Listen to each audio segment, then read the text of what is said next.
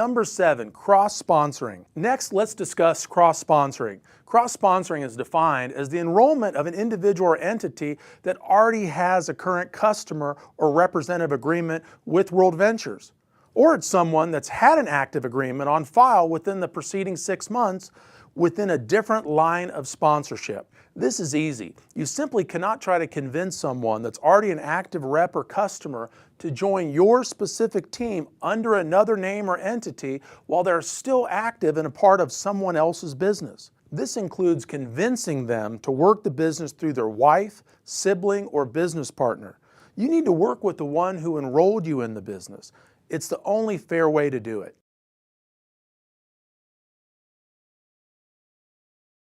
Number 8, promoting the representative business system as employment. It's very misleading for our reps to run any type of advertising that states or implies to potential recruit that we have salaried type positions available. This is referred to as a bait and switch in the industry. You cannot advertise that we are an international marketing firm expanding locally, seeking managers, trainers, salespeople, and seminar leaders without disclosing that what we offer is a business opportunity that contains upfront costs to join. This is one of the fastest ways to bring complaints from regulatory agencies. This leads me to my next point.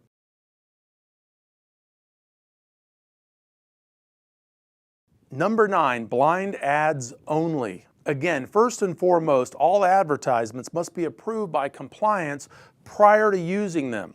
But secondly, all ads that you want to submit must be what's called blind ads. Now, for those that don't know, a blind ad is an ad that someone runs in their local newspaper or on the internet whereby you're not using any of the company registered names like World Ventures, Dream Trips, Rovia, etc.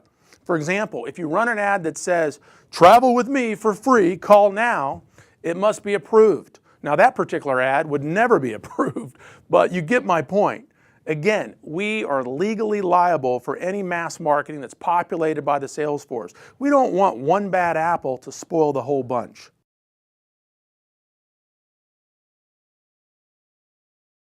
Number 10, don't talk to travel suppliers without prior approval. This is a big one. We cannot stress this enough. Please do not talk to travel suppliers or vendors without first consulting and getting permission from the compliance department. For example, you may want to contact a particular hotel and convince them to make one of our products available to all their guests.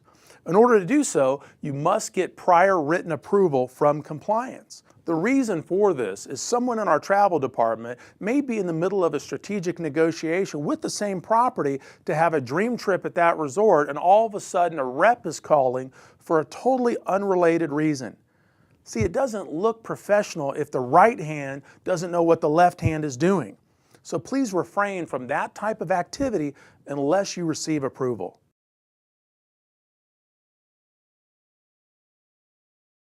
Number 11, tax write-off claims. Giving out home-based business tax advice to a prospect is against policy unless you hold the necessary professional licenses required to do so. See, we don't want any of our reps telling prospects, "Join our opportunity and you'll be able to write off every vacation, every meal, and your gym membership from this point forward." I mean, please use common sense. The only thing you may say regarding tax advantages is there may be some tax advantages to gain by having your own home-based business. Please consult your tax professional to get that information.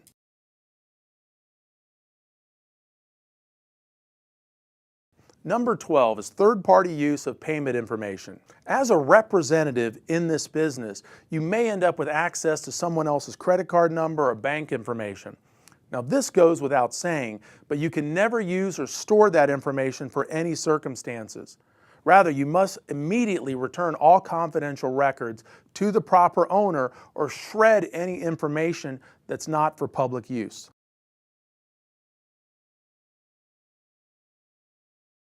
Number 13, cross-promotion of products or services. The next policy is in regard to marketing and promoting other products and services.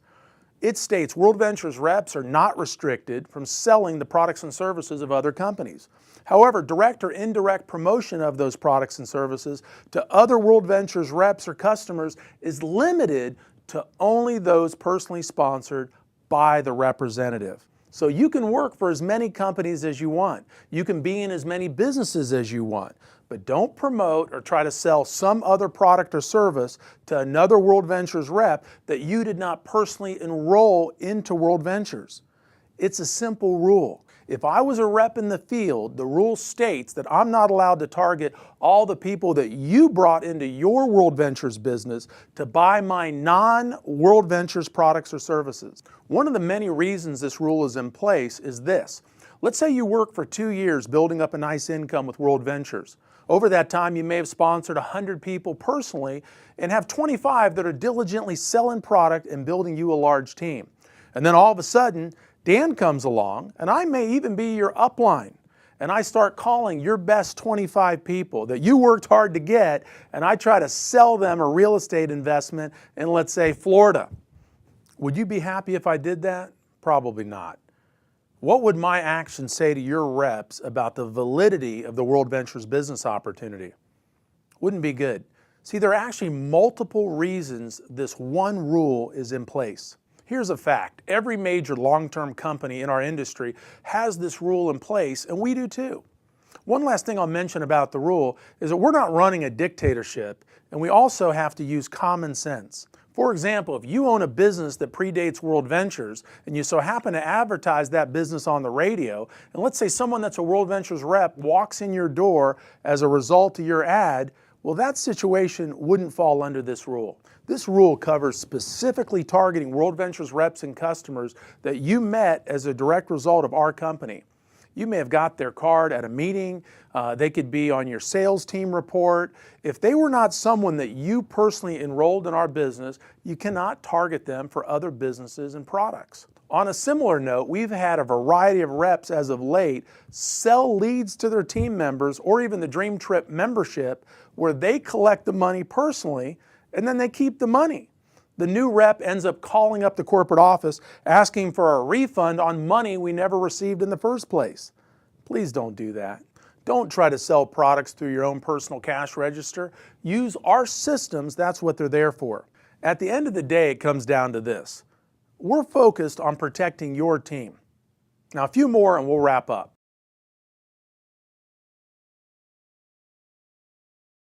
Number 14. Non-solicitation. As I mentioned earlier, World Ventures reps are free to participate in other companies, including multi-level or network marketing business ventures. However, as long as someone is a World Ventures rep, and for a period of 1 year following the end of their involvement, reps may not recruit other World Ventures reps for any other network marketing business other than those they personally recruited into World Ventures. This rule is similar to the rule that I just mentioned, and for mostly all the same reasons. See, we cannot allow someone to start selling one or multiple business opportunities to anyone in our company except their own personally sponsored reps. You can be in as many different businesses as you like, but don't sell them to World Ventures reps unless they are your personally sponsored reps. Again, if we allowed this activity, it would create mass chaos and turn our business into a free-for-all.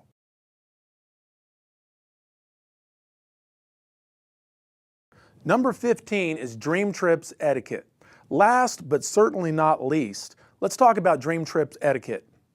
A lot of this is common sense, but it's also important to go through it. When you're traveling on a dream trip, you're not only representing yourself, but the entire company, World Ventures, Rovia, and the Dream Trips brand. We want you to have the dream trip of a lifetime, but we also respectfully request that you use discretion while on the hotel or cruise line premises. Please remember that your behavior reflects on yourself and the company. We know sometimes you want to get a little rowdy and make a "you should be here" video for your friends back home that haven't joined yet, but please be mindful of the other guests. Having hundreds of people screaming "you should be here" unexpectedly in the pool is going to be disturbing to the other resort guests trying to relax. I mean, this will undoubtedly give our company a negative image. If you want to make those videos, go rent four-wheelers, go out in the woods, scream all you want. Just don't do it at the hotel around other guests. Additionally, be mindful of your alcohol consumption. Don't use obscene or offensive language. Maintain an appropriate noise level. Try to be respectful of someone else's children. and definitely dress appropriately for every occasion.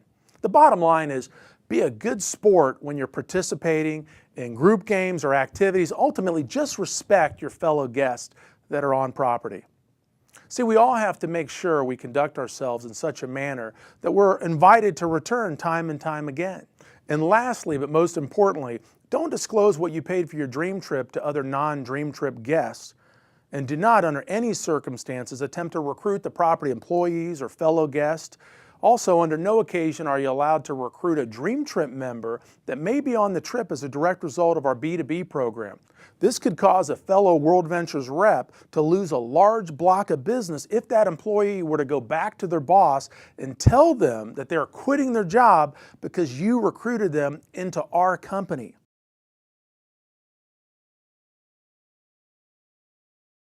In closing, folks, we have the goose that lays golden eggs. We're helping thousands of people all over the world achieve their dreams and make a living living. And we want to continue to do this for decades to come. We just have to be good stewards of this opportunity and defend it from those that want to get greedy or maybe take shortcuts.